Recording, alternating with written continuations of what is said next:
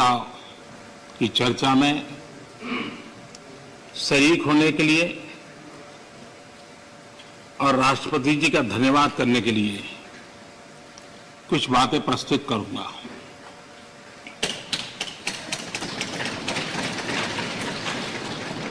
राष्ट्रपति जी का भाषण भारत के 130 करोड़ नागरिकों की संकल्प शक्ति का परिचायक है। विकट और विपरीत काल में भी यह देश किस प्रकार से अपना रास्ता चुनता है, रास्ता तय करता है और रास्ते पर अचीव करता हुआ आगे बढ़ता है, ये सारी बातें विस्तार से राष्ट्रपति जी ने अपने अभिभाषण में कही है।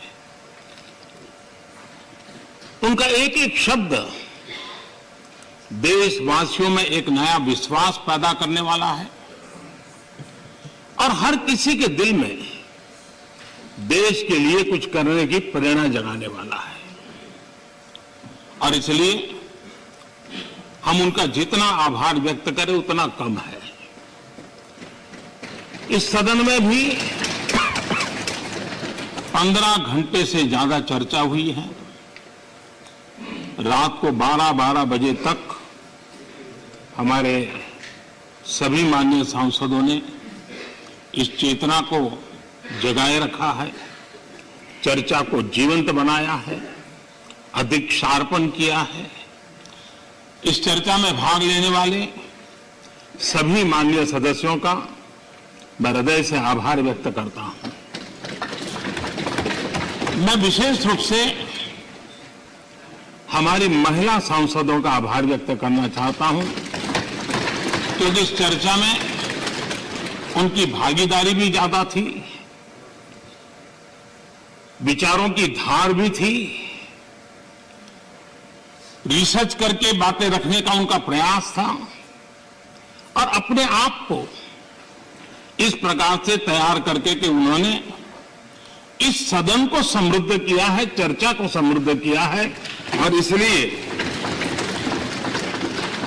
उनकी तैयारी, उनके तर्क और उनकी सूझबूझ, इसके लिए मैं विशेष रूप से महिला सांसदों का अभिनंदन करता हूं, उनका आभार व्यक्त करता हूं। आदरणीय अध्यक्ष महोदय, भारत आजादी के 75वें वर्ष एक प्रकार से अभी दरवाजे पर दस्तक दे ही रहे हैं। 75 वर्ष का पड़ाव हर हिंदुस्तानी के लिए गर्व का है और आगे बढ़ने के पर्व का भी है। और इसलिए समाज व्यवस्था में हम कहीं पर भी हो, देश के किसी भी कोने में हो, सामाजिक आर्थिक व्यवस्था में हमारा स्थान कहीं पर भी हो, लेकिन हम सब ने मिलकर के आजादी के इस पर्व से एक नई प्रेरणा प्राप्त करके, नए संकल्प लेकर के 2047 जब देश आजादी के 100 साल मनाएगा, हम उस 100 साल की भारत की आजादी की यात्रा के 25 साल हमारे सामने हैं। उन 25 साल को हम देश को कहां ले जाना है, दुनिया में इस देश की मौजूदगी कहां करनी है, ये संकल्प हर देशवासी के दिल में हो। ये वातावरण बनाने का काम इस परिसर का है, इस पवित्र धरती का है, इस पंचायत का है। आदरणीय अध्यक्ष जी, देश जब आजाद हुए और जो आखिरी ब्रिटिश कमांडर थे वो यहां से जब गए तो आखिर में वो यही कहते रहते थे कि भारत कई देशों का महाद्वीप है, भारत कई देशों का महाद्वीप है और कोई भी इसे एक राष्ट्र कभी नहीं बना पाएगा, ये घोषणाएं हुई थी। लेकिन भारतवासियों ने इस आशंका को तोड़ा। जिनके मन में एक प्रकार के शक थे उसको समाप्त कर दिया, और हम हमारी अपनी जिजीविषा, अपनी सांस्कृतिक एकता, हमारी परंपरा आज विश्व के सामने एक राष्ट्र के रूप में खड़े हैं और विश्व के लिए आशा का किरण बन करके खड़े हुए हैं। ये 75 साल की हमारी यात्रा में हमने पाया। कुछ लोग ये कहते थे कि India was a miracle democracy, ये भ्रम भी हमने तोड़ा है। लोकतंत्र की हमारी रगों में, हमारे सांस में किस प्रकार से बुना हुआ है। हमारी हर सोच, हर पहल, हर प्रयास लोकतंत्र की भावना से भरा हुआ रहता है। इस बात को हमने, अनेक चुनाव आए, अनेक सत्ता परिवर्तन आए, बड़ी आसानी से सत्ता परिवर्तन आए, और परिवर्तित सत्ता व्यवस्था को भी सबने हृदय से स्वीकार करके आगे बढ़ाया। 75 साल का ये क्रम रहा है, और इसलिए लोकतांत्रिक मूल्यों के लिए, और हम विविधताओं से भरे हुए देश हैं। सैकड़ों भाषाएं, हजारों बोलियां, भांति भांति का पहनाव, क्या कुछ नहीं है विविधताओं से भरा हुआ। उसके बावजूद भी हमने एक लक्ष्य, एक राह ये करके दिखाया है। आज जब हम भारत की बात करते हैं तो स्वाभाविक रूप से स्वामी विवेकानंद जी ने एक जो बात कही थी उसको मैं जरूर स्मरण करना चाहूंगा। विवेकानंद जी ने कहा था, every nation has a message to deliver, every nation has a message to deliver, a mission to fulfil, a destiny to reach. यानी हर राष्ट्र के पास एक संदेश होता है जो उसे पहुंचाना होता है। हर राष्ट्र का एक मिशन होता है जो उसे हासिल करना होता है। हर राष्ट्र के एक नियति होती है जिसको वह प्राप्त होता है। कोरोना के दरमियान भारत ने जिस प्रकार से अपने आप को संभाला और दुनिया को संभालने में मदद की, एक प्रकार से टर्निंग पॉइंट है। जिस भावनाओं को लेकर के, जिस संस्कार को लेकर के वेद से विवेकानंद तक हम पले बढ़े हैं, वो है सर्वे भवन्तु सुखिनः। ये सर्वे भवन्तु सुखिनः, सर्वे सन्तु निरामया, ये कोरोना कालखंड में भारत ने इसको करके दिखाया है। और भारत ने एक आत्मनिर्भर भारत के रूप में जिस प्रकार से एक के बाद एक ठोस कदम उठाए हैं और जन सामान्य ने उठाए हैं, लेकिन हम उन दिनों को याद करें कि जब दूसरा विश्व युद्ध समाप्त हुआ था, दो विश्व युद्ध ने दुनिया को झकझोर दिया था। मानव जात, मानव मूल्य संकट के घेरे में थे, निराशा छाई हुई थी। और सेकेंड वर्ल्ड वॉर के बाद पोस्ट वर्ल्ड वॉर एक दुनिया में एक नया ऑर्डर, न्यू वर्ल्ड ऑर्डर उसने आकार लिया। शांति के मार्ग पर चलने के शपथ हुए। सैन्य नहीं सहयोग, इस मंत्र को लेकर के दुनिया के अंदर विचार प्रबल होते गए। यूएन का निर्माण हुआ, इंस्टीट्यूशंस बनी, भांति भांति के मैकेनिज्म तैयार हुए ताकि विश्व को पोस्ट वर्ल्ड वॉर के बाद एक सुचारू ढंग से शांति की दिशा में ले जाया जाए। लेकिन अनुभव कुछ और निकला। अनुभव ये निकला कि दुनिया में शांति की बात हर कोई करने लगा। पोस्ट वर्ल्ड वॉर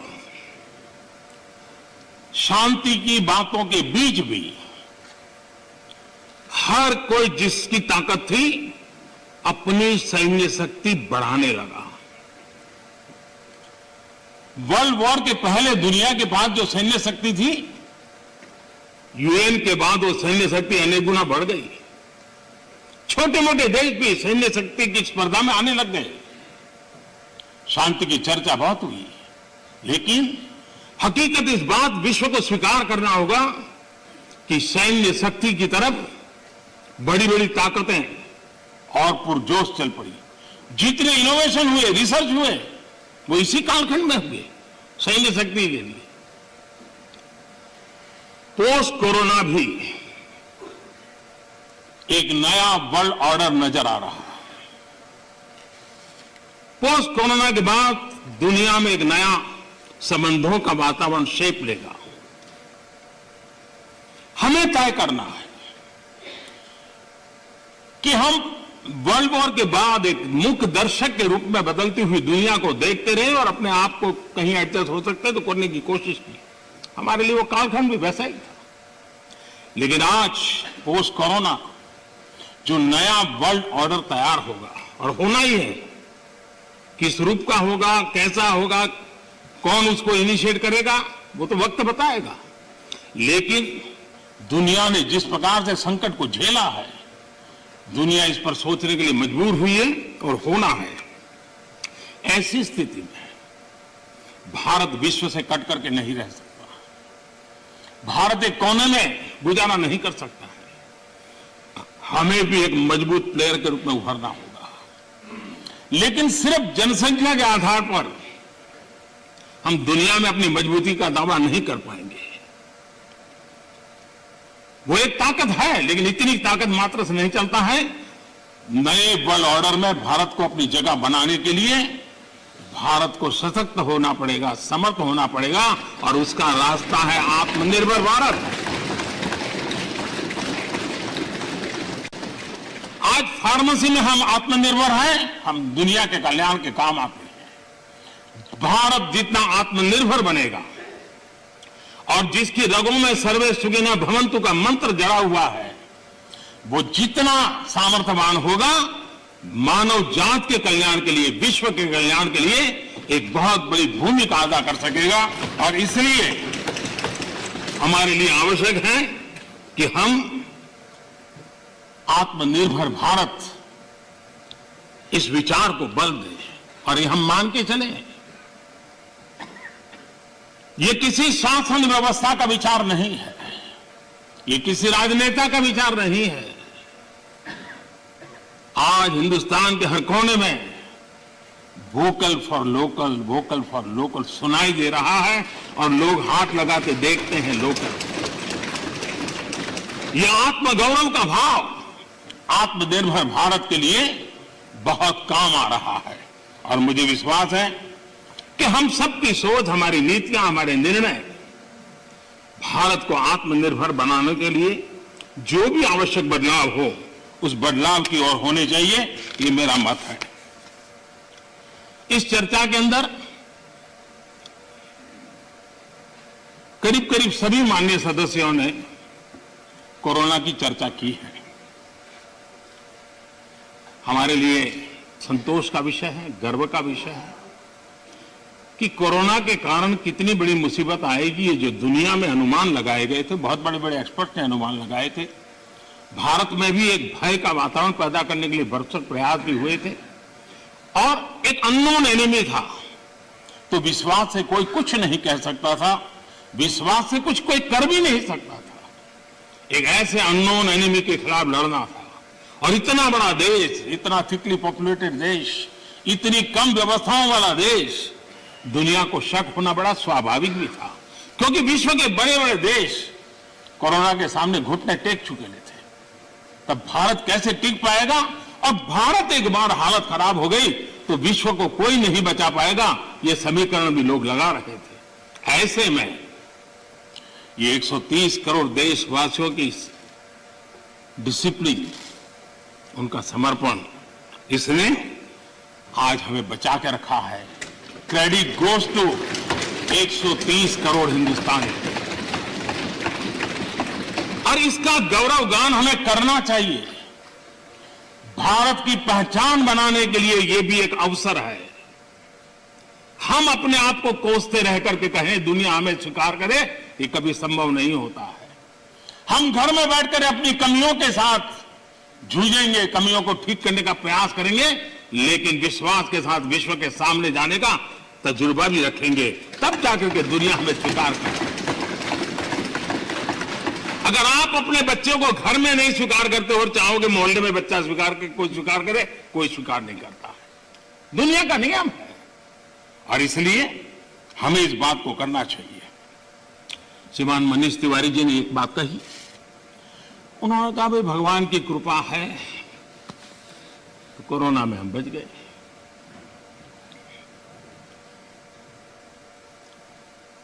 मैं इस बात से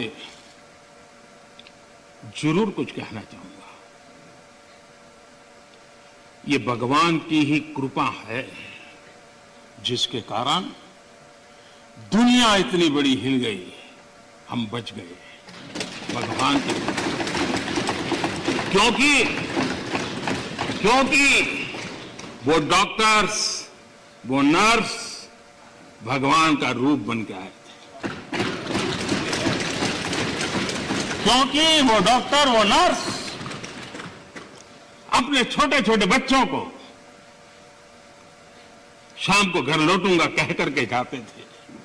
15-15 दिन तक लौट नहीं सकते थे, वो भगवान का रूप लेकर के आए थे। हम कोरोना से जीत पाए क्योंकि ये हमारे सफाई कर्मचारी, मौत और जिंदगी का खेल उनके लिए भी था, लेकिन जिस मरीज के पास कोई नहीं जा सकता था, मेरा सफाई कर्मचारी वहां जाकर के उसको साफ सुथरा रखने का प्रयास करता था।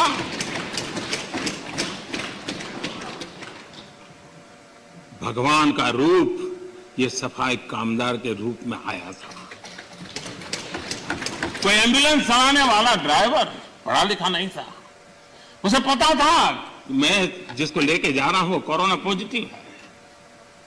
वो एम्बुलेंस का ड्राइवर भगवान के रूप में आया था हजारों हिंदू, और इसलिए भगवान का रूप ही था जिसने हमें बचाया है। लेकिन भगवान अलग अलग रूप में आया था, और जितनी हम उनकी प्रशंसा करेंगे, जितना हम गौरवगान करेंगे, देश की सफलता का जितना गौरवगान करेंगे,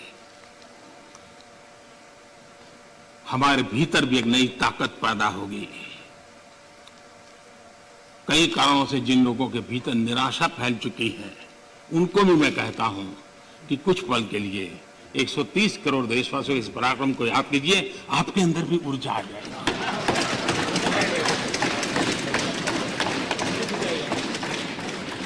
माननीय अध्यक्ष जी, इस कोरोना काल एक ऐसा कसौटी का काल था जिसमें सच्ची कसौटी तब होती थी जब संकट होता है। सामान्य स्थिति में बहुत जल्दी ध्यान में नहीं आता है। दुनिया, बड़े बड़े देश, कोरोना में जो हुआ वो तो है, लेकिन उन्होंने हर एक ने तय किया कि वे अपने नागरिकों को सीधे पैसे पहुंचाएंगे ताकि इस संकट की घड़ी में उनके नागरिकों को मदद मिले। आपको जानकर के ताज्जुब होगा, दुनिया के बहुत सारे देश उस कोरोना, लॉकडाउन, कर्फ्यू, आशंका, इस वातावरण के कारण चाहते हुए भी खजाने में पाउंड और डॉलर के ढेर होने के बावजूद भी अपने नागरिकों तक नहीं पहुंचा पाए। बैंक बंद, पोस्ट बंद, व्यवस्थाएं बंद, कुछ नहीं कर पाए। इरादा था, घोषणाएं भी हुई। ये हिंदुस्तान है कि जो इस कोरोना कालखंड में भी करीब करीब 75 करोड़ से अधिक भारतीयों को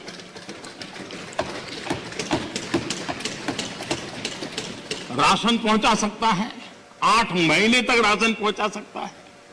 यही भारत है जिसने जनधन, आधार और मोबाइल के द्वारा 2 लाख करोड़ रुपया इस कालखंड में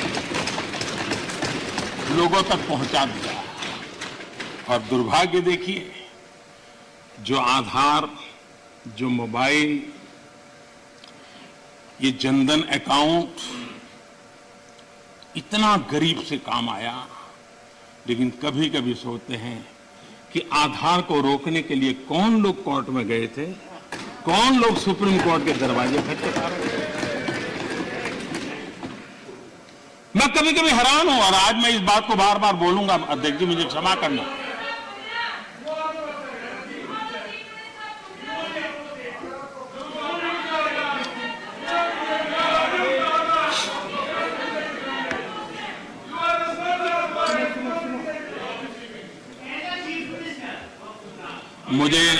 मुझे 1 मिनट का विराम देने के लिए मैं आपका बहुत आभारी हूं।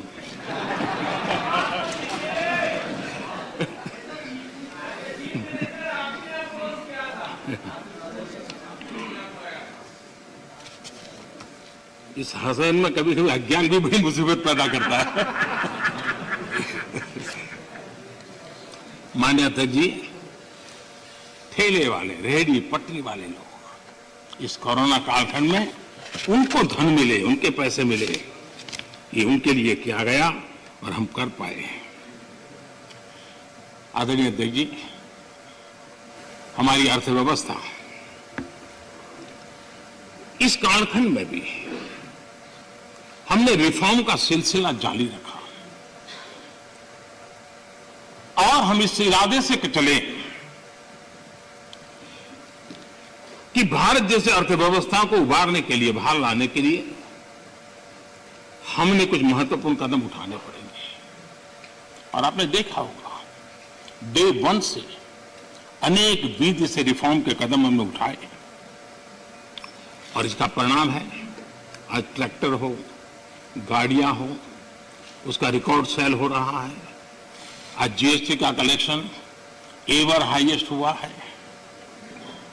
ये सारे आंकड़े हमारी अर्थव्यवस्था में जोश भर रही है। ये दिखाया जा रहा है कि नए जोश के साथ भारत की अर्थव्यवस्था उभर रही है। ये हम दिखता है।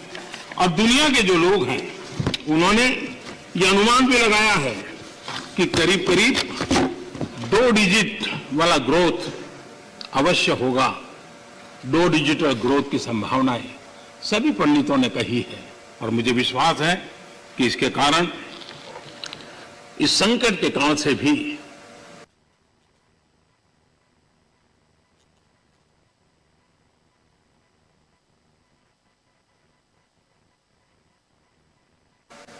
आदरणीय अध्यक्ष महोदय, इस कोरोना काल में 3 कृषि कानून भी लाए गए। ये कृषि सुधार का सिलसिला बहुत ही आवश्यक है, महत्वपूर्ण है। और वर्षों से जो हमारा कृषि क्षेत्र चुनौतियां महसूस कर रहा है, उसको बाहर लाने के लिए हमने निरंतर प्रयास करना ही होगा और उस करने की दिशा में हमने एक ईमानदारी से प्रयास किया है। जो भावी चुनौतियां, जिसको कई विद्वानों ने कहा हुआ है, कोई मेरे शब्द नहीं है, कृषि क्षेत्र की इन भावी चुनौतियों को हमने अभी से डील करना पड़ेगा और उसको करने की दिशा हमने प्रयास किया है। मैं एक देख रहा था कि यहां पर जो चर्चा हुई, और विशेष करके हमारे जो कांग्रेस के साथियों ने चर्चा की, मैं ये तो देख रहा था कि वो इस कानून के कलर पर तो बहुत बहस कर रहे थे। ब्लैक है कि व्हाइट है, ब्लैक है कि व्हाइट है। अच्छा होता उसके कंटेंट पर चर्चा करते, अच्छा होता उसके इंटेंट पर चर्चा करते, ताकि देश के किसानों को भी सही चीज पहुंच सकती थी। और मुझे विश्वास है, दादा ने भी भाषण किया और मुझे लगता है कि दादा तो बहुत अभ्यास करके आए होंगे, बहुत अच्छी बात बताएंगे, लेकिन वो ज्यादातर प्रधानमंत्री और उनके साथी बंगाल में यात्रा क्यों कर रहे हैं, कैसे कर रहे हैं, कहाँ जा रहे हैं, उसी में लगे रहे। तो दादा के ज्ञान से हम इस बार वंचित रह गए। खैर, चुनाव के बाद अगर आपके पास मौका होगा तो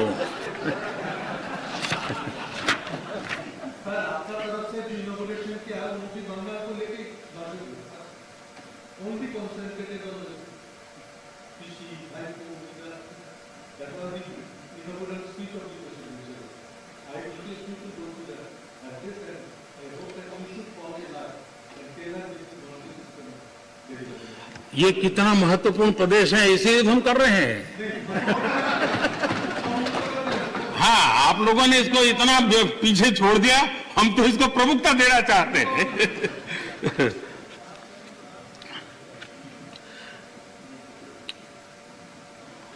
हम एक बात समझें,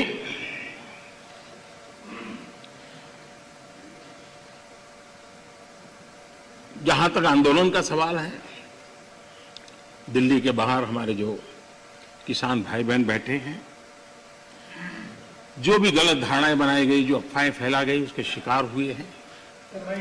लेकिन मेरा पूरा भाषण बोलने के बाद सब कीजिए, आपको मौका मिला था।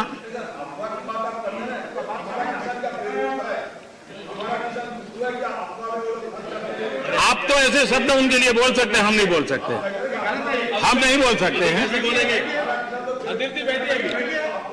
श्रीमान किसान हमारे कैलाश चौधरी जी ने और हमारे पूरे समय बोलते ही रहेंगे क्या? मान्य आपको पर्याप्त समय पर्याप्त अवसर दिया था, आपने पूरी बात कही, उस समय किसी ने टोका टोकी नहीं की। प्लीज प्लीज आप मत। माननीय प्रधानमंत्री, माननीय अधीर रंजन जी, प्लीज प्लीज।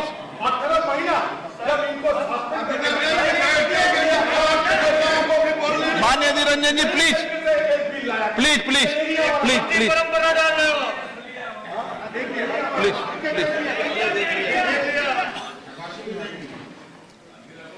देखिए, मैं कितनी सेवा करता हूं आपकी। आपको जहां रजिस्टर करवाना था हो गया।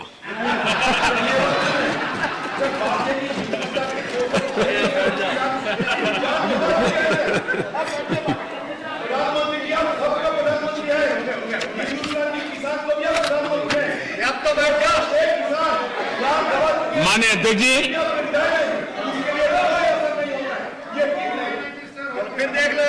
माननीय अध्यक्ष जी,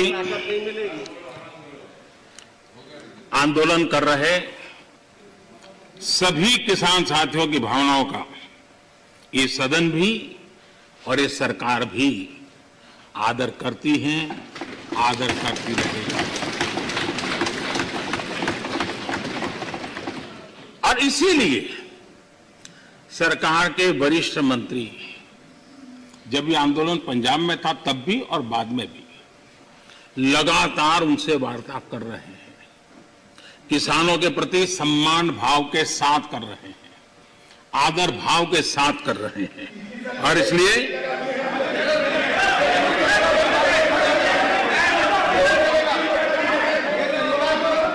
आपने 30 मिनट, 1 मिनट नहीं पाएंगे।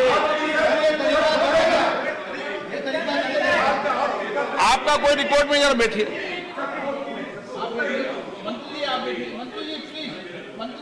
अधीर बाबू, कुछ कहना है तो और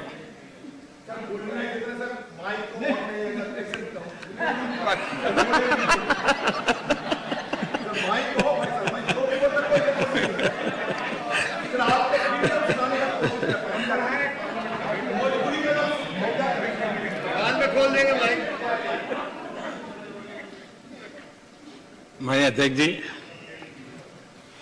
बीच बीच में जरूरी होता है सब। लगातार बातचीत होती रही है और जब पंजाब में आंदोलन चल रहा था उस समय भी हुई है, दिल्ली आने के बाद हुई ऐसा नहीं है। बातचीत में किसानों की शंकाएं क्या है वो ढूंढने का भी भरपूर प्रयास किया गया।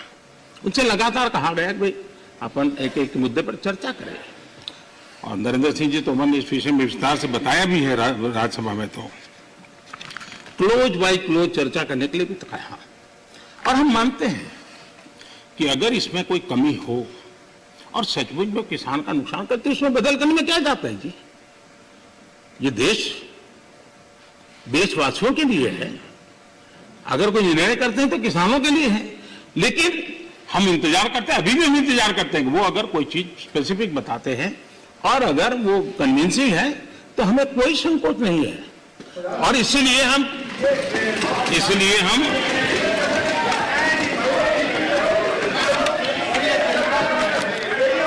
शुरू में जब वो पंजाब में थे, आपने अपनी बात कह चुके हैं।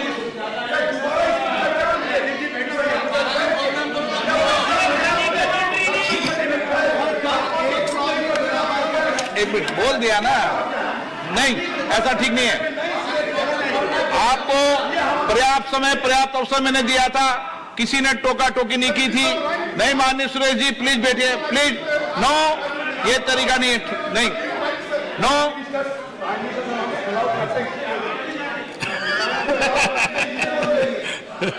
चलिए, ये क्रेडिट भी आपने मुझे दे दी।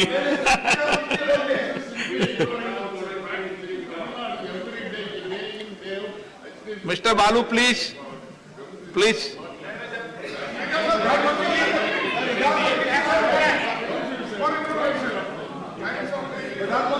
नो,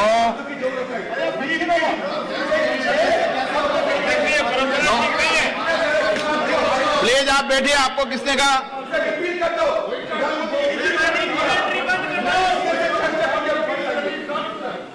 टीआर बालू जी, प्लीज प्लीज प्लीज प्लीज, आपको मैं पर्याप्त समय पर्याप्त अवसर देता हूं। Please please sit down. माननीय प्रधानमंत्री जी, आपका कोई नोट नहीं हो रहा। माननीय प्रधानमंत्री,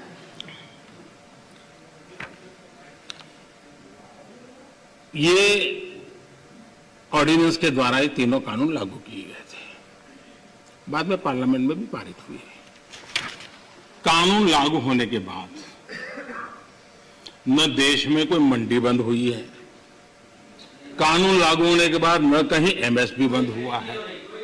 ये सच्चाई है जिसको हम छुपा करके बातें करते हैं, इसका कोई मतलब नहीं है। इतना ही नहीं, एमएसपी की खरीदी भी बढ़ी है और ये कानून नए बनने के बाद बढ़ी है। और इसलिए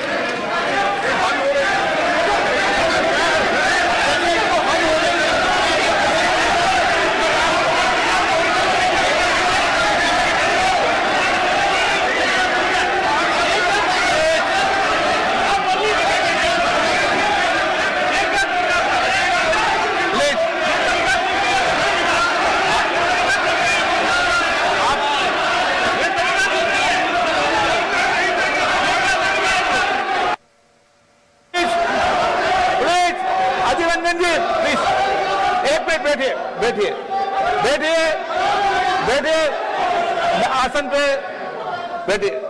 माननीय सदस्यगण, मैंने इस विषय पर आपको सभी माननीय सदस्यों को पर्याप्त समय पर्याप्त अवसर दिया था। जब कोई भी प्रतिपक्ष का माननीय नेता या सदस्य बोलता था तो मैंने सभी से कहा कि सब बात ध्यान से सुने, किसी को टोका टोकी नहीं करे। और रात्रि को 1 बजे तक, जब तक सदन में अंतिम वक्ता था, मैंने पर्याप्त समय दिया है। मेरा आपसे आग्रह है, माननीय प्रधानमंत्री जी अपनी बात कह रहे हैं, आपने अपनी बात कह चुके हैं, उनका जवाब माननीय प्रधानमंत्री जी दे रहे हैं। माननीय प्रधानमंत्री से आग्रह करूंगा अपनी बात।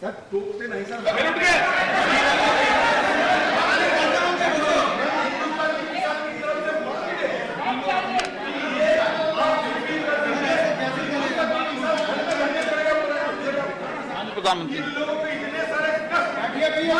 माननीय अध्यक्ष जी, ये हो हल्ला, ये आवाज, ये रुकावटें डालने का प्रयास एक सोची समझी रणनीति के तहत है। और सोची समझी रणनीति ये है कि जो झूठ फैलाया है, जो अफवाहें फैलाई हैं, उसका पर्दाफाश हो जाएगा सत्य वहां पहुंच जाएगा तो उनका टिकना भारी हो जाएगा।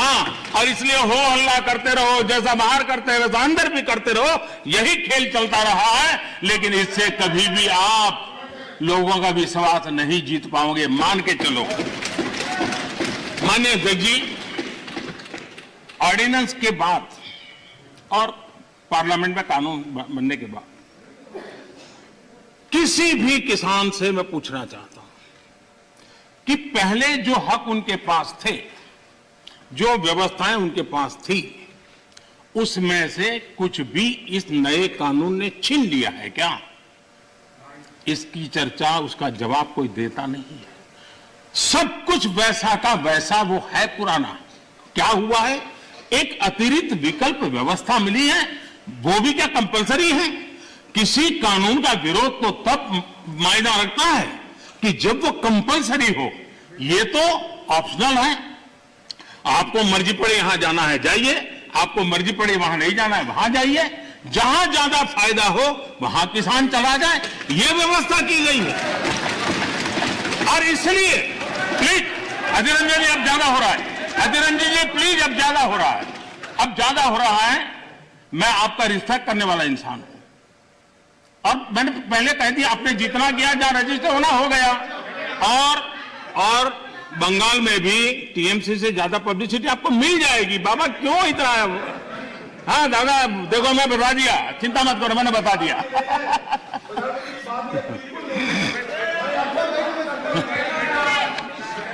अधीर रंजन जी प्लीज, अधीर रंजन जी, अच्छा नहीं लगता है। मैं इतना आदर करता हूं, आप आज ऐसा क्यों कर रहे हैं? आप ऐसा क्यों नहीं करते? अरे भाई, हद से ज्यादा क्यों कर रहे हैं आप? Please Adhir Ranjan ji, please.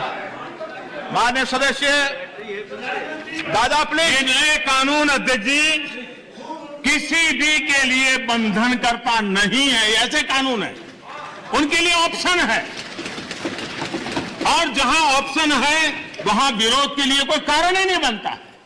हाँ, ऐसा कोई कानून जो ऐसे थोप दिया हो, उसके लिए विरोध का कारण बनता है। और इसलिए मैं कहता हूं लोगों को, और मैं देख रहा हूं आंदोलन का एक नया तरीका है। क्या तरीका है? आंदोलनकारी जो होते हैं वो ऐसे तरीके नहीं अपनाते। आंदोलन जीवी होते हैं वो ऐसे तरीके अपनाते हैं, और वो कहते हैं ऐसा हुआ तो ऐसा होगा, ऐसा होगा तो ऐसा होगा, ऐसा होगा तो ऐसा होगा। अरे भाई, जो कुछ हुआ ही नहीं, जो होना नहीं है, उसका भय पैदा कर करके, और पिछले कई सालों से लगातार सुप्रीम कोर्ट का एक जजमेंट आ जाए, कोई निर्णय नहीं हुआ है, और एकदम से तूफान खड़ा कर दिया जाए, आग लगा दी जाए देश में। ये जो तौर तरीके हैं, उन तौर तरीके जो भी लोकतंत्र में विश्वास करते हैं, जो भी अहिंसा में विश्वास करते हैं, उन सबके लिए चिंता का विषय होना चाहिए। ये सरकार की चिंता का नहीं, देश की चिंता का विषय होना चाहिए।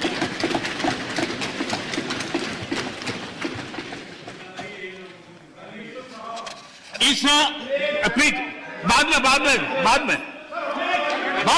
में समय मिलेगा आपको।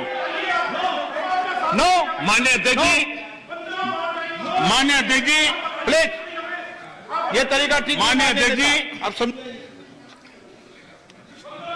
पुरानी मंडियों पर भी कोई पाबंदी नहीं है।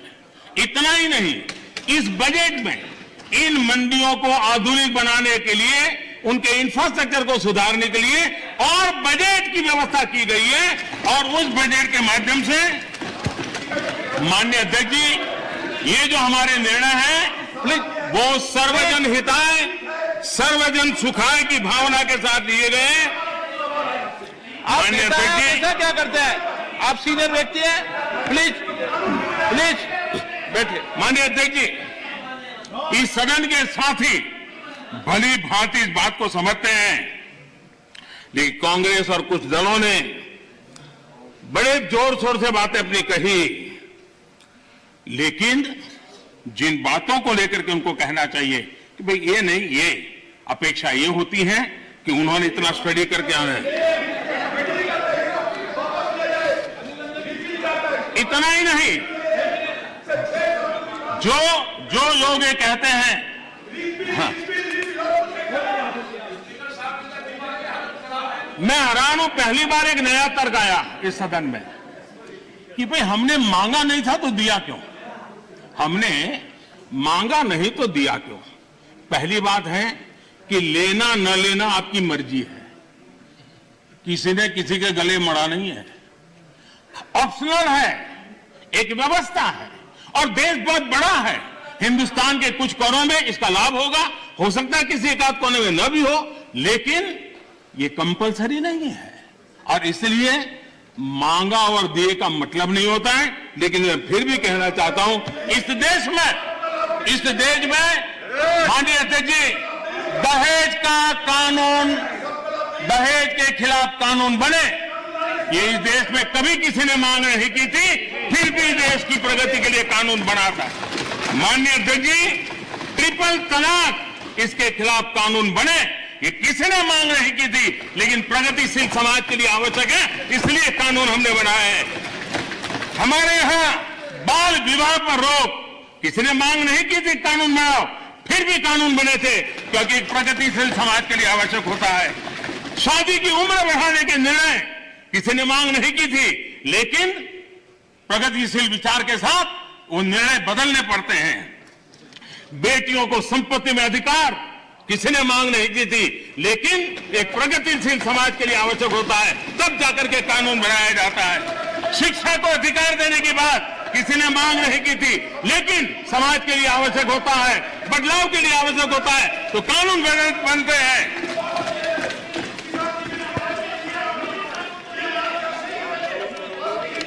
क्या कभी भी इतने सुधार हुए, बदलते हुए समाज ने इसको स्वीकार किया कि नहीं किया, ये दुनिया पूरी तरह जानती है। माननीय अध्यक्ष जी, आप जानते हैं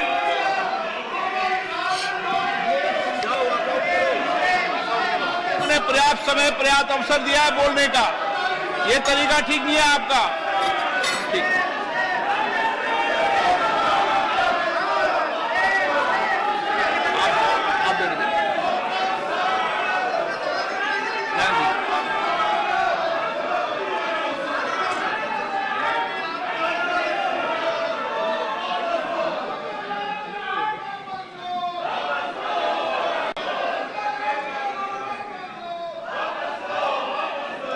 माननीय अध्यक्ष जी, हमें मानते थे कि हिंदुस्तान की बहुत पुरानी पार्टी कांग्रेस पार्टी, जिसने करीब करीब 6 दशक तक इस देश में एक चक्री शासन किया, ये पार्टी का ये हाल हो गया है कि पार्टी का राज्यसभा का तबका एक तरफ चलता है और पार्टी का लोकसभा का तबका दूसरी तरफ चलता है। ऐसी डिवाइडेड पार्टी, ऐसी कंफ्यूज पार्टी न खुद का भला कर सकती है, न देश की समस्याओं के समाधान के लिए कुछ सोच सकती है। इससे बड़ा दुर्भाग्य क्या हो सकता है? कांग्रेस पार्टी राज्यसभा में भी है, कांग्रेस पार्टी के वरिष्ठ नेता राज्यसभा में बैठे हैं, लेकिन वो एक बहुत आनंद और उमंग के साथ वाद विवाद करते हैं, विस्तार से चर्चा करते हैं, अपनी बात रखते हैं। और यही कांग्रेस पार्टी का दूसरा तबका अब समय तय करेगा। माननीय अध्यक्ष जी, ईपीएफ पेंशन योजना, हमें मालूम है कभी ऐसे केसेस मेरे सामने आया जब 2014 के बाद में आया, बेटा किसी को पेंशन 7 रुपए मिल रही थी, किसी को 25 रुपए, किसी को 50 रुपए, किसी को 250 रुपए, ये देश में चलता था। मैंने कहा भाई इन लोगों को ऑटो रिक्शा में वो पेंशन लेने जाने का भी खर्चा उससे ज्यादा होता होगा। किसी ने मांग नहीं थी, किसी मजदूर संगठन ने मुझे आवेदन पत्र नहीं दिया था। माननीय अध्यक्ष जी, उसमें से बाहर ला करके मिनिमम 1000 रुपए देने का निर्णय हमने किया था, किसी ने मांगा नहीं। मुझे किसी भी किसान संगठन ने इस देश के छोटे किसान को कुछ सम्मान पैसे मिले इसकी व्यवस्था किसी ने मांग नहीं की थी, लेकिन हमने प्रधानमंत्री सम्मान निधि योजना के तहत उनको हमने धन सामने से देना शुरू किया। माननीय अध्यक्ष जी, कोई भी आधुनिक समाज के लिए परिवर्तन बहुत आवश्यक होता है। हमने देखा है जिस प्रकार से उस कालखंड में विरोध होता था, लेकिन राजा राममोहन राय जी जैसे महापुरुष, ईश्वरचंद्र विद्यासागर जी जैसे महापुरुष, ज्योतिबा फुले जैसे महापुरुष, बाबा साहब आंबेडकर, कितने अनगिनत नाम हैं। उन्होंने समाज के सामने उल्टे प्रभाव में सामने होकर के समाज सुधार का बीड़ा उठाया था, व्यवस्थाएं बदलने के लिए बीड़ा उठाया। अब कभी नहीं तो किसी ने जिम्मेवारियां लेनी होती है। ऐसी चीजों का शुरू में विरोध होता है, जब बात सत्य पहुंचता है तो लोग इसको स्वीकार भी कर लेते हैं। और हिंदुस्तान इतना बड़ा देश है, कोई भी निर्णय 100% सबको स्वीकार्य हो संभव ही नहीं हो सकता है। यह देश विविधताओं से भरा हुआ है। किसी एक जगह पे वो बहुत लाभ करता होगा, किसी जगह पे कम लाभ करता होगा, किसी जगह पे था जो पहले के लाभ उसको वंचित करता होगा। लेकिन ऐसी तो कितने बड़े देश में व्यवस्था नहीं हो सकती है कि हम उसमें कोई, लेकिन एक लार्जर इंटरेस्ट, देश में निर्णय जो होते हैं लार्जर, सर्वजन हिताय सर्वजन सुखाय निर्णय होते हैं और उसको लेकर के हम काम करते हैं। माननीय अध्यक्ष जी, ये सोच के साथ मेरा विरोध है। जब ये कहा जाता है मांगा था क्या हम सामंतशाही हैं क्या कि देश की जनता याचक की तरह हमसे मांगे, उनको मांगने के लिए मजबूर करें? ये मांगने के लिए मजबूर करने वाली सोच लोकतंत्र की सोच नहीं हो सकती। माननीय अध्यक्ष, सरकारें संवेदनशील होनी चाहिए। लोकतांत्रिक तरीके से जनता की भलाई के लिए सरकार ने जिम्मेवारियां लेकर के आगे आना चाहिए। और इसलिए इस देश की जनता ने आयुष्मान योजना नहीं मांगी थी, लेकिन हमें लगा कि गरीब की बीमारी में बचाना है तो आयुष्मान भारत योजना लेकर के जाना चाहिए। इस देश के गरीब ने बैंक अकाउंट के लिए कोई जुलूस नहीं निकाला था, कोई मेमोरेंडम नहीं भेजा था। हमने जनधन योजना की थी और हमने जनधन योजना से उसके खाते खोले थे। किसी ने भी स्वच्छ भारत की मांग किसने की थी? लेकिन देश ने के सामने स्वच्छ भारत लेकर के गए, मामला चल पड़ा। कहां लोगों ने कहा था मेरे घर में शौचालय बनाओ? किसी ने मांगा नहीं था, लेकिन हमने 10 करोड़ घरों में शौचालय बनाने का काम किया। मांगा जाए तभी सरकार काम करे, वो वक्त चला गया। ये लोकतंत्र है, ये सामंतशाही नहीं है। हम लोगों ने लोगों की संवेदनाओं को समझ करके हमने सामने से देना चाहिए। नागरिकों को याचक बना करके हम नागरिकों का आत्मविश्वास नहीं बढ़ा सकते हैं। हमने नागरिकों को अधिकार देने के दिशा में आगे बढ़ते रहना चाहिए। नागरिक को याचक बनाने से नागरिक का आत्मविश्वास खत्म हो जाता है। नागरिक का सामर्थ्य पैदा करने के लिए, उसका आत्मविश्वास पैदा करने के लिए हमारे कदम होने चाहिए और हमने इस दिशा में कदम उठाए हैं।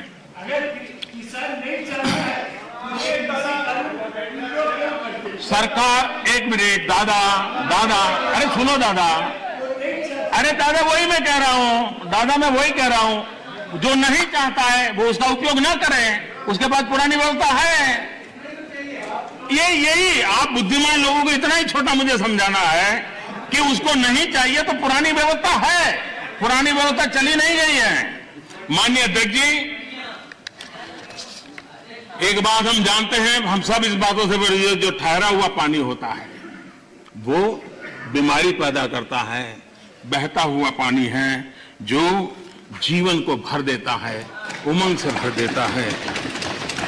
जो चलता है चलता रहे, चलने दो, अरे यार कोई आएगा तो करेगा, ऐसे थोड़ा चलता है। ये जिम्मेवारियां लेनी चाहिए, देश की आवश्यकता के अनुसार निर्णय करने चाहिए।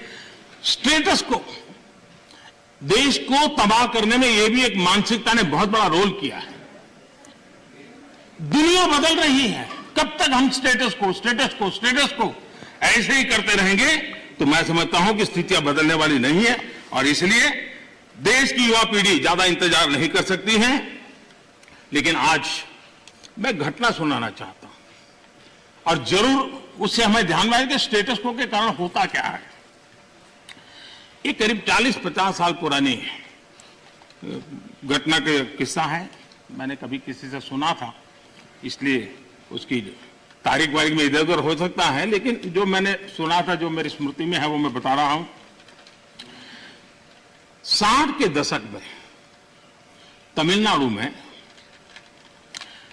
राज्य के कर्मचारियों के तनख्वाह बढ़ाने के लिए कमीशन बैठा था और राज्य के कर्मचारियों का वेतन बढ़े, इसके लिए उस कमीशन का काम था।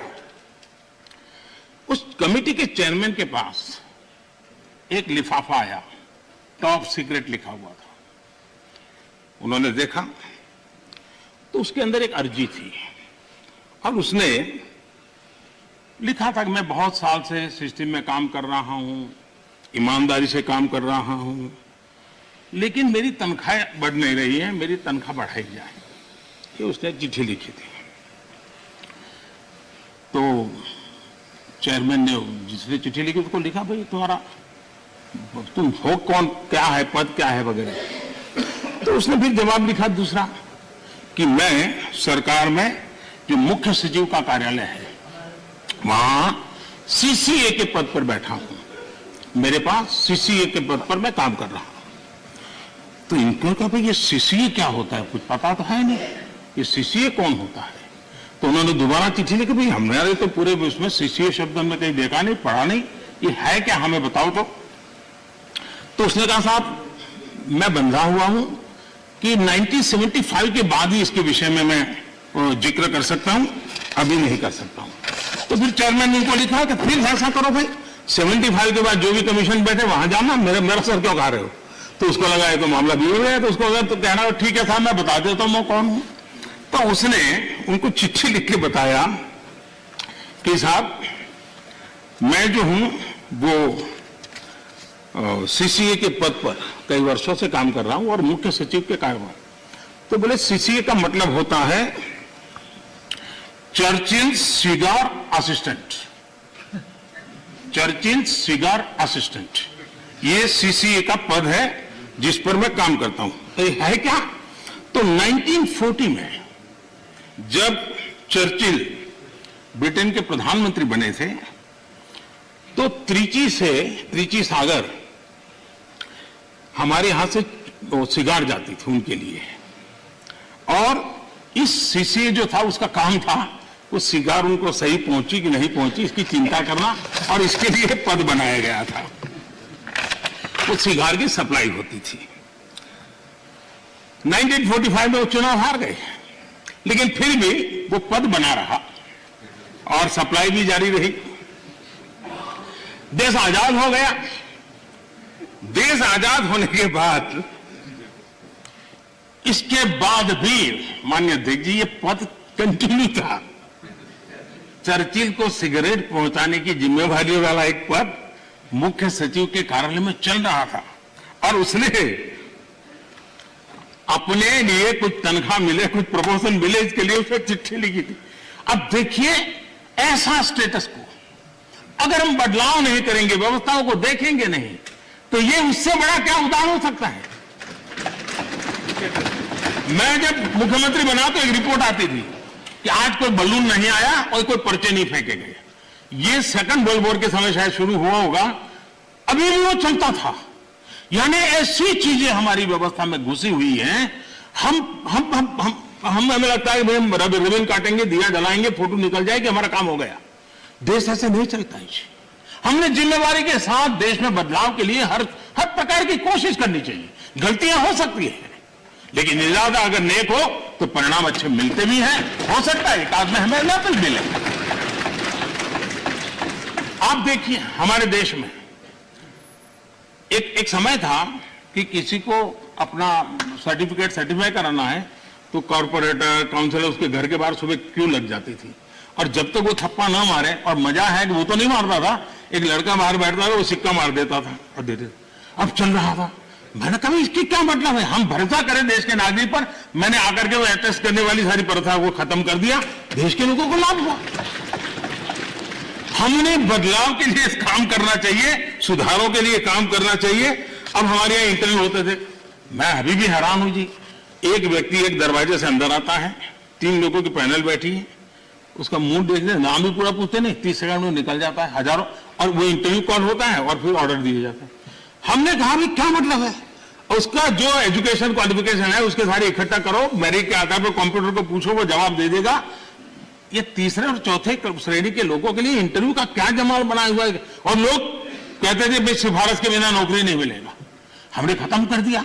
मैं समझता हूं कि देश में हम चीजों को बदलने से, असफलता के डर से अटक के रहना, ये कभी भी किसी का भला नहीं करता है। हमने बदलाव करने चाहिए और बदलाव करने का प्रयास हम करते हैं। माननीय अध्यक्ष जी, हमारे यहां खेती, हमारे यहां किसानी एक प्रकार से हमारी संस्कृति की मुख्य धारा का हिस्सा रही है। एक प्रकार से हमारी संस्कृति के प्रवाह के साथ हमारी किसानी जुड़ी हुई है। हमारे ऋषियों ने, मुनियों ने इस पर बहुत कुछ लिखा हुआ है, ग्रंथ अवेलेबल है हमारे यहाँ कृषि के संबंध में, बहुत सारे उत्तम अनुभव भी हैं। और हमारे यहाँ राजा भी खेतों में हल चलाते थे। जनक राजा की बात तो हम जानते हैं, कृष्ण भगवान के भाई बलराम की बात हम जानते हैं। कोई भी बड़ा परिवार होगा, हमारे यहाँ किसानी और खेती, ये हमारे देश में सिर्फ कल्टीवेशन ऑफ क्रॉप नहीं, हमारे यहाँ एग्रीकल्चर एक प्रकार का समाज जीवन के कल्चर का हिस्सा रहा हुआ है, और उसी हिस्सों को लेकर के हम करें। और ये हमारी संस्कृति है, हमारे पर्व हो, त्योहार हो, हमारे गीत हो, सब चीजें फसल बोने के समय के साथ या फसल काटने के साथ जुड़ी हुई रहती है। ये हमारी यहाँ परंपरा रही है। हमारे जितने लोकगीत हैं वो भी किसानी से जुड़े हुए होते हैं, फसल से जुड़े। हमारे त्योहार भी उसी से जुड़े हुए रहते हैं। और इसलिए, और हमारे देश की विशेषता देखिए, हमारे यहाँ किसी को आशीर्वाद देते हैं, शुभकामना देते हैं, तो उसके साथ धन धान्य शब्द उपयोग करते हैं। धन धान्य, धन और धान्य को हमारे यहाँ अलग नहीं करते हैं। सिर्फ धान्य भी नहीं बोलता है कोई, सिर्फ धन भी नहीं होता, धन धान्य बोला जाता है। हमारे यहाँ धान्य का ये मूल्य, ये महत्व समाज जीवन का हिस्सा है। और जो स्थितियां बदली हैं, तो हमने भी उसको फिर से एक पटरी पर लाने के लिए प्रयास करने की आवश्यकता है। राज्यसभा के अंदर मैंने विस्तार से छोटे किसानों के संबंध में बात कही है, और देश का 80-85% वर्ग, इसको हम उपेक्षित रख करके देश का भला नहीं कर सकते। हमने उसके लिए कुछ सोचना ही होगा, और बड़ी नक्करता के साथ हमने सोचना होगा। और मैंने गिन करके बताया है कि छोटे किसानों की कैसी उपेक्षा हुई है, किसानों के नाम पे हुई है। उसमें एक बदलाव बहुत जरूरी है। और आपको भी, ये छोटा किसान जाग जाएगा तो जवाब आपको भी देना पड़ेगा, ये मैं पूरी तरह समझता हूं। हमारे यहां जैसे जैसे आबादी बढ़ रही है, जमीन का टुकड़ा छोटा होता जा रहा है, परिवार के अंदर जमीन जो है बढ़ जाती है। चौधरी चरण सिंह जी ने तो एक जगह पे ये कहा हुआ है कि हमारे यहाँ किसान इतना जमीन की मालिकी उसकी कम हो रही है कि वो स्थिति ऐसी आएगी कि वो अपने खेत में ही ट्रैक्टर को टर्न करना होगा तो नहीं कर पाएगा, इतना ही जमीन का टुकड़ा होगा। चौधरी चरण सिंह जी के शब्द है। तो ऐसी जब चिंता हमारे इन महापुरुषों ने हमारे सामने की है, तो हमें भी तो कुछ न कुछ व्यवस्थाएं करनी होगी। हमें आजादी के बाद हमारे देश में 28% खेतर मजदूर थे, 28% लैंडलेस लेबरर थे। 10 साल पहले जो सेंसस हुआ उसमें ये जनसंख्या, खेती दर संख्या 28 से 55% हो गई। अब ये किसी भी देश के लिए चिंता का विषय होना चाहिए कि 28 से हमारा खेतर मजदूर 55% पर पहुंच गया है, और जमीन कम होने के कारण, खेती से जो रिटर्न मिलना चाहिए वो नहीं मिलने के कारण उसके जीवन में ये मुसीबत आई है। और वो मजदूरी करने पर, कहीं किसी और के खेत में जाकर के मजदूरी होने कर मजबूर हो गया है। और दुर्भाग्य है कि हमारे देश में खेती में निवेश जो होना चाहिए वो नहीं हो रहा है। सरकार उतना कर नहीं पा रही है, राज्य सरकारें भी नहीं कर पा रही है, और किसान खुद भी नहीं कर पा रहा है। जो कुछ भी उसको निकलता है बच्चों को पालने में और पेट भरने में उसका चला जाता है। और इसलिए निवेश की बहुत बड़ी आवश्यकता है। जब तक हम निवेश नहीं लाएंगे, जब तक हम हमारी खेती को आधुनिक नहीं करेंगे, हम जब तक छोटे से छोटे किसान की भलाई के लिए व्यवस्थाएं विकसित नहीं करेंगे, हम देश के एग्रीकल्चर सेक्टर को ताकतवर नहीं बना सकते हैं। और इसलिए हमारा किसान आत्मनिर्भर बने, उसको अपनी उपज बेचने की आजादी मिले, उस दिशा में हमने काम करने की आवश्यकता है। और हमारा किसान सिर्फ गेहूं और चावल वहां सीमित रहे, उससे भी बात बनने वाली नहीं है। दुनिया में मार्केट क्या है, आज उसके रिसर्च हो रहे हैं, उस प्रकार की चीजों का उत्पादन करें और वो चीजें दुनिया के बाजार में बेचें। भारत की आवश्यकता है हम बाहर से चीजें न लाएं। मुझे याद है, मैं बहुत पहले जब यहां संगठन का काम करता था नॉर्थ पार्ट में, मुझे फारूक साहब के साथ भी काम करने का काफी मौका मिला है, तो मुझे हरियाणा के किसान अपने खेत में ले गया।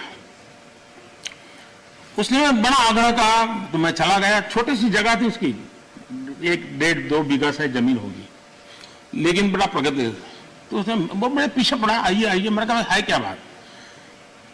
वो बोले एक बार आइए तो देखिए। तो मैं गया उसके यहाँ, करीब 30-40 साल पहले की बात है, 30 साल हो गए। उन्होंने क्या किया, दिल्ली के 5 स्टार होटल्स में जो चीजें सब्जियां वगैरह विदेशों से लाते थे, उसने उसका स्टडी किया। अगर उनको छोटे कॉर्न चाहिए, उनको छोटे टमाटर चाहिए, और उसने अपनी उस छोटी सी जगह में और रिस्ट्रिक्टेड वातावरण के अंदर लोगों की मदद लेके वो फसल पाया।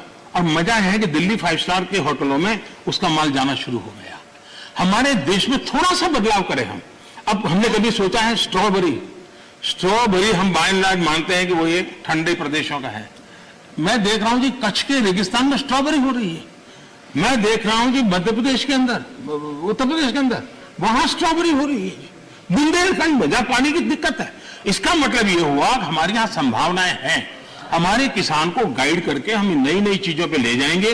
मैं जरूर मानता हूं कि हमारा देश का किसान आगे आएगा, लेकिन उसको ये ठीक है, उसका अनुभव ऐसा है कि उसको हिम्मत देनी पड़ती है, उसका हाथ पकड़ना पड़ता है, उसको हाथ लेकर के चलना पड़ता है। अगर वो चल पड़ता है तो कमाल करके दिखाता है। उसी प्रकार से कृषि के अंदर जितने नए रास्ते निवेश बढ़ेगा, मैं मानता हूं रोजगार के अवसर भी बढ़ने वाले हैं और दुनिया में एक हमें नया मार्केट मिल सकता है। हमारे यहां ग्रामीण अर्थव्यवस्था में सुधारने के लिए एग्रो बीज इंडस्ट्री की संभावनाएं भी बढ़ेगी और इसलिए हमें इस पूरे क्षेत्र को आत्मनिर्भर बनाने की दिशा में हमने जरूर काम करना चाहिए। कई विपरीत परिस्थितियों में भी हमारे किसान ने रिकॉर्ड उत्पादन किया है। कोरोना काल में भी रिकॉर्ड उत्पादन किया है। ये हम सब की जिम्मेदारी है कि हमारे किसान की जो परेशानियां हैं वो कम हो। उनके सामने जो चुनौतियां हैं वो चुनौतियां कम करने के लिए हम कुछ कदम उठाएं और इन कृषि सुधारों से हम उस दिशा में कुछ न कुछ करने का प्रयास कर रहे हैं। किसानों को एक बराबरी का प्लेटफॉर्म दे पाए, हम आधुनिक टेक्नोलॉजी दे पाए, उनके अंदर एक नया आत्मविश्वास भर पाए, उस दिशा में सकारात्मक सोच की बहुत आवश्यकताएं हैं। पुरानी सोच, पुराने मानदंड अब किसानी का भला कर पाते तो बहुत पहले कर पाते। सेकंड ग्रीन रिवॉल्यूशन की हम बातें कर ली, हम एक नए तौर तरीके लिए आगे बढ़ने की और सबको चिंतन करिए। राजनीति का विषय नहीं होना चाहिए, ये देश की भलाई के लिए बहुत आवश्यक है। हम मिल बैठ करके उसको हमने सोचना चाहिए। सभी दल चाहे सत्ता में हो या विपक्ष में, ये हम सबका दायित्व है और हमें 21वीं सदी में 18वीं शताब्दी की सोच से हमारे एग्रीकल्चर सेक्टर को हम उसकी चुनौतियों को पूरा नहीं कर सकते हैं, उसी को हमने बदलना होगा। कोई नहीं चाहता है कि हमारा किसान गरीबी के चक्कर में फंसा रहे, उसको जिंदगी जीने का हक न मिले। मैं मानता हूं कि उसको आश्रित रहना न पड़े, उसको पराधीन न रहना पड़े, सरकारी टुकड़ों पर पलने के लिए मजबूर न होना पड़े। ये जिम्मेवारी भी हम सबकी है और उस जिम्मेवारी को निभाना, हमारे अन्नदाता समृद्ध हो, हमारा अन्नदाता कुछ न कुछ और ज्यादा देश के लिए कर सके, उसके लिए अगर हम अवसर देंगे तो बहुत सारी। सरदार वल्लभ भाई पटेल एक बात कहते थे, वो कहते थे स्वतंत्रता प्राप्ति के बाद भी यदि परतंत्रता की दुर्गंध आती रहे तो स्वतंत्रता की सुगंध नहीं फैल सकती। जब तक हमारे छोटे किसान को नए अधिकार नहीं मिलते तब तक पूर्ण आजादी की उनकी बात अधूरी रहेगी और इसलिए बड़ा बदलाव कर करके हमको हमारे इन किसानों को एक लंबी यात्रा के लिए तैयार करना होगा और हम सबको मिलकर के करना होगा। गलत कुछ करने के इरादे से जब नहीं होना चाहिए, अच्छा करने के इरादे से होना चाहिए, किसी की भलाई करने के लिए होना चाहिए। हमारी सरकार ने छोटे किसानों के लिए हर कदम को आप देखेंगे तो छोटे किसानों को हमने बीज से लेकर के बाजार तक पिछले 6 वर्षों में अनेक ऐसे इंटरवेंशन किए हैं जो छोटे किसान की मदद कर सकते हैं, छोटा किसान का लाभ सकते हैं। अब जैसे डेयरी सेक्टर और कोऑपरेटिव सेक्टर सशक्त भी है और उसका एक मजबूत वैल्यू चेन भी बना है और सरकार की दखल कम से कम है, फिर भी वो अपने मजबूती पे आया है। हम धीरे धीरे फल फूल सब्जी की तरफ बल दे सकते हैं और उसके बाद धान्य की तरफ दे सकते हैं। हम बहुत ताकतवर बना सकते हैं। हमारे पास मॉडल है, सफल मॉडल है।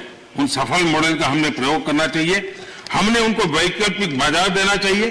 दूसरा एक महत्वपूर्ण काम जो हमने किया है 10,000 फार्मर्स प्रोड्यूसर ऑर्गेनाइजेशन, ये किसानों के लिए, छोटे किसानों के लिए एक बहुत बड़ी ताकत के रूप में उभरने वाले हैं। और जहां जहां महाराष्ट्र में विशेष प्रयोग हुआ है एफपीओ बनाने का, कई और राज्यों ने भी, केरल में भी कम्युनिस्ट पार्टी के लोग काफी मात्रा में एफपीओ बनाने काम में लगे हुए हैं। लेकिन इसके कारण किसान अपना बाजार ढूंढने के लिए एक सामूहिक शक्ति के रूप में उभरेगा। ये 10,000 एफपीओ बनने के बाद आप देखना कि गांव के अंदर किसान छोटे हैं, उसको बाजार की ताकत किसान डिक्टेयर करेगा, वो बन जाएगी और किसान ताकतवर बनेगा, ये मेरा पूरा विश्वास है। इन एफपीओ के माध्यम से बैंक से पैसा भी मिल सकता है, वो छोटे छोटे भंडारण की व्यवस्था कर सकता है। अगर वो थोड़ी ताकत ज्यादा इकट्ठी करे तो छोटे छोटे कोल्ड स्टोरेज भी बना सकता है। और हमने 1 लाख करोड़ रुपया एग्रीकल्चर के इंफ्रास्ट्रक्चर के लिए भी तय किया है और उसको हम स्वयं सहायता जूथ सेल्फ हेल्प ग्रुप, इन सेल्फ हेल्प ग्रुप में भी करीब 7 करोड़ बहनें जुटी। गांव की बहनें अल्टीमेटली वो किसान की ही बेटियां होती हैं, किसी न किसी खेती से जुड़े हुए परिवार की बेटियां होती हैं और वे भी आज नेटवर्क किसानों की भलाई में काम आ रहा है, वो इकोनॉमिक एक्टिविटी का सेंटर बनते जा रहे हैं। और इनके द्वारा भी मुझे याद है गुजरात में वलसाड जिले में आदिवासियों के पास जमीन भी काफी ऊपर नीचे है, अनइवन लैंड है और बहुत छोटी जमीन है। हमने एक बाड़ी प्रोजेक्ट किया था और अब्दुल कलाम जी एक दिन अपना जन्मदिन वहां मनाने के लिए आए थे। उन्होंने कहा मुझे कोई प्रोटोकॉल नहीं चाहिए, मैं इन किसानों के साथ रहना चाहता हूं। बड़ा सक्सेसफुल प्रयोग था। महिलाएं काफी काम करती थी आदिवासी बेल्ट के अंदर। और मशरूम, काजू वो गोवा की बराबरी का काजू पैदा करने लग गए थे और उन्होंने मार्केट प्राप्त किया था। छोटे किसान थे, छोटी जगह थी, लेकिन प्रयत्न किया तो परिणाम मिला। और अब्दुल कलाम जी ने इसके विषय में लिखा भी है, उन्होंने आकर के देखा था। तो मैं कहता हूं कि हमने नए प्रयासों की दिशा में जाना चाहिए। अब हम देखिए दाल की हमारे यहाँ कठिनाई थी। मैंने 2014 में आके किसानों के सामने रिक्वेस्ट की, उन्होंने देश के अंदर दाल की कठिनाइयों से हमें मुक्त कर दिया और उनको बाजार भी मिल गया, और मैं देख रहा हूं कि आजकल ऑनलाइन ऑफलाइन इनाम के द्वारा भी गांव का किसान भी अपना माल बेच रहा है।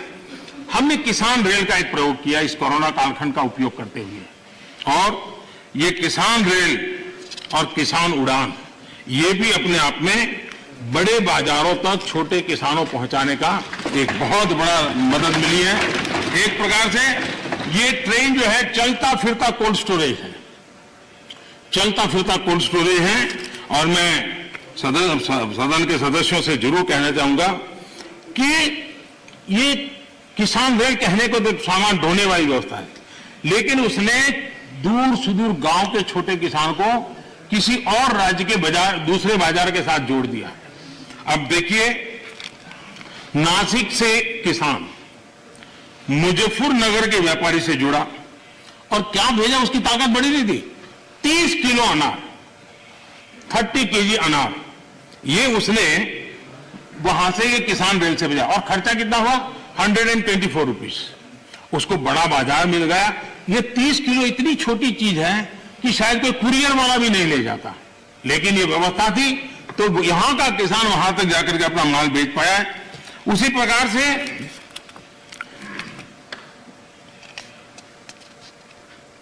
जो भी उसको सुविधा मिलती है, वो चाहे अंडे, मैंने देखा कि अंडे किसी ने भेजे, और अंडे भी उसको 60 रुपया खर्चा हुआ भेजने का, और उसके अंडे पहुंच गए, समय पर पहुंच गए, उसका माल बिक गया। देवलाली का एक किसान 7 केजी उसकी कीवी, उसको उसने दानापुर भेजी। भेजने का खर्चा 60 रुपीज हुआ, लेकिन उसको 7 किलो की कीवी का अच्छा बाजार मिला और दूसरे राज्य पे जाकर के मिला। किसान रेल लगती छोटी बात है, लेकिन कितना बड़ा परिवर्तन कर सकती है, इसका हम नमूना देखते हैं।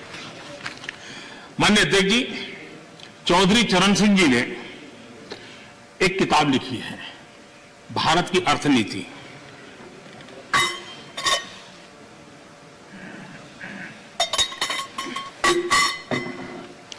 भारत की अर्थनीति की किताब में चौधरी साहब ने लिखा सुझाव दिया है, सारे देश को खाद्यान्न के लिए एक ही क्षेत्र मान लिया जाए।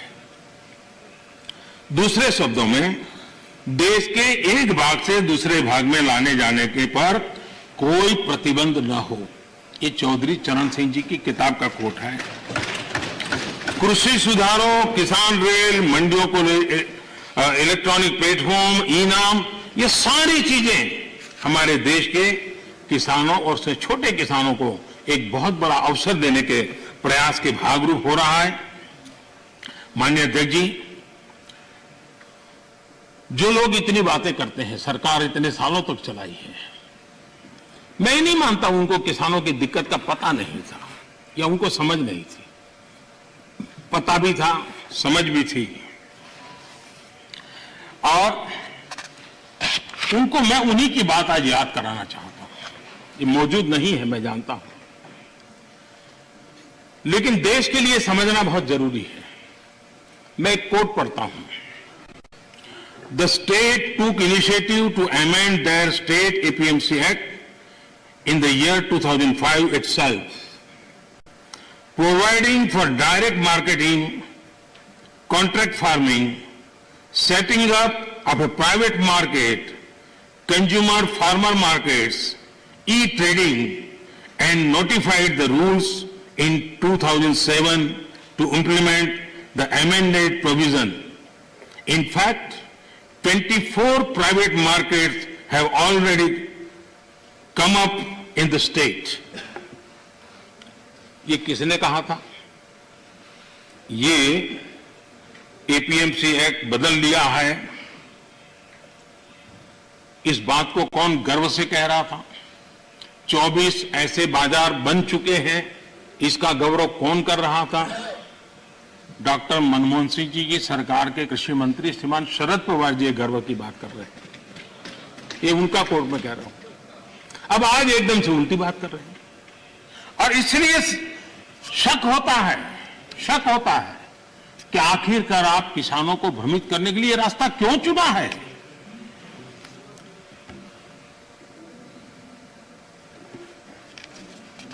देश की मंडियां चल रहे हैं, सिंडिकेट और कीमतों को प्रभावित करने वाले नेक्सस में के बारे में जब उनको पूछा गया, उनको एक सवाल पूछा था कि ये नेक्सस है मंडियों वाला वगैरह का, तो क्या कहना है? तो शरद पवार का एक दूसरा जवाब है, वो भी बड़ा इंटरेस्टिंग है। उन्होंने कहा था, किसानों के बचाव के लिए ही तो एपीएमसी रिफॉर्म को प्रमोट किया जा रहा है, ताकि किसानों को एपीएमसी मंडियों का विकल्प मिले। जब ज्यादा व्यापारी रजिस्टर होंगे तब स्पर्धा बढ़ेगी और मंडी में सांठगांठ इससे खत्म होगी। ये बात उन्होंने कही है, और इसलिए मैं समझता हूं कि इन बातों को हमने समझना होगा।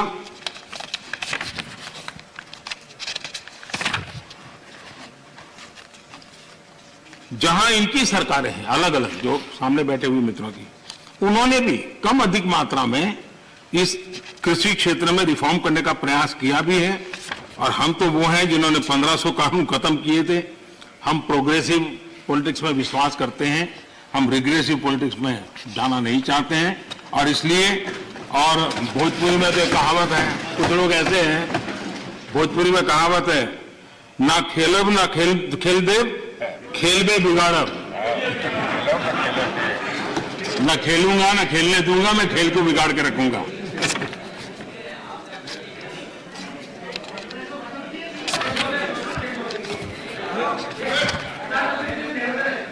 अध्यक्ष जी, देश का सामर्थ्य बढ़ाने में सभी का सामूहिक योगदान, कश्मीर से कन्याकुमारी तक, कच्छ से लेकर कामाख्या तक, जब हर भारतीय का पसीना लगता है तब जाकर के देश आगे बढ़ता है। मैं कांग्रेस के साथियों को याद दिलाना चाहता हूं कि देश के लिए पब्लिक सेक्टर जरूरी है तो प्राइवेट सेक्टर का भी भागीदारी उतनी ही आवश्यक है। सरकार ने मोबाइल मैन्युफैक्चरिंग को प्रोत्साहित किया, प्राइवेट पार्टियां आई, मैन्युफैक्चरर्स आए। आज गरीब से गरीब परिवार तक स्मार्टफोन पहुंच रहा है। टेलीकॉम में स्पर्धा को प्रोत्साहित किया गया तो मोबाइल पर बात करना करीब करीब जीरो हो गया और डेटा भी दुनिया में सबसे सस्ता आज हिंदुस्तान में है। यहां तक कि हमारी फार्मा इंडस्ट्री, हमारे वैक्सीन निर्माता, क्या ये सारे सरकारी हैं क्या? आज मानवता के काम अगर भारत आ रहा है तो हमारे इस प्राइवेट सेक्टर का भी बहुत बड़ा रोल है, प्राइवेट एंटरप्राइज का रोल है। और हमें हमारे देश के नौजवानों पर भरोसा होना चाहिए, हमारे देश के नौजवानों पर भरोसा रखना चाहिए। इस प्रकार से कोसते रहेंगे, उनको नीचा दिखाते रहेंगे।